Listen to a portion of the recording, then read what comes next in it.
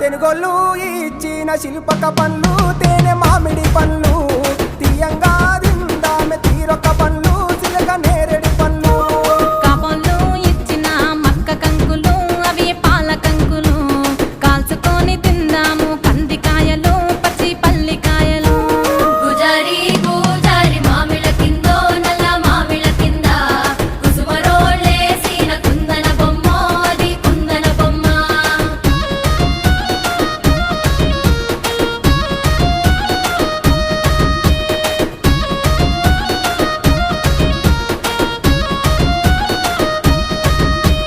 బెస్తోలు పెట్టిన పచ్చి చేపలు అవి వట్టి చేపలు